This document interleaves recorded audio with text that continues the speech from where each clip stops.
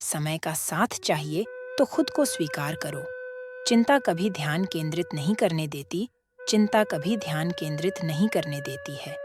चिंता अपने जाल में हमें उलझाती जाती है, जबकि चिंतन हमें विषय और समय दोनों से मुक्त होने में मदद करता है।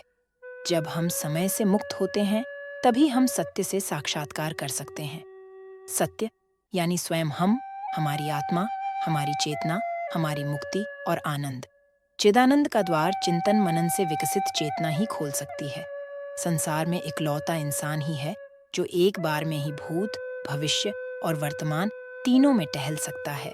इसे मन कहें, सोच कहें या कल्पना ही कह लें, इंसान इनके जरिए समय के इन तीनों प्रकारों में एक साथ भी रह सकता है और चाहे तो तीनों से अलग भी रह सकता है। एक दो उदाहरण हैं जिनसे बात थोड़ी और खुलेगी। एक चित्रकार अतीत का चित्र बनाता है, भविष्य की कल्पना करके भी चित्र बनाता है, तो वर्तमान में मौजूद चीजों को भी उकेर सकता है।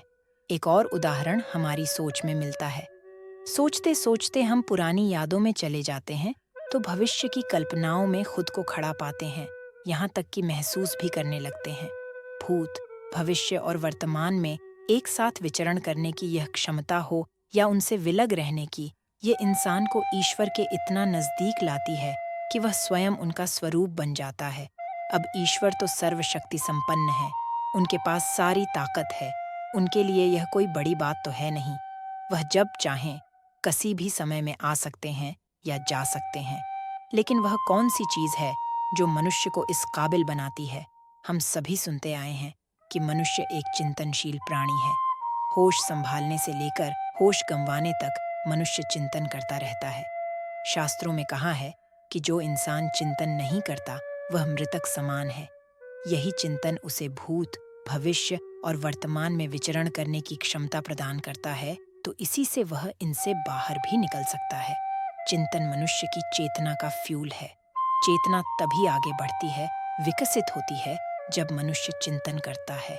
बहुत से लोग चिंतन को चिंता समझ लेते हैं। चिंता कभी चिंतन नहीं होती। चिंतन के लिए ध्यान योग जरूरी है। कोई पूछ सकता है कि चिंतन है क्या? जैसा कि पहले बताया, चिंतन ही चेतना का फ्यूल है।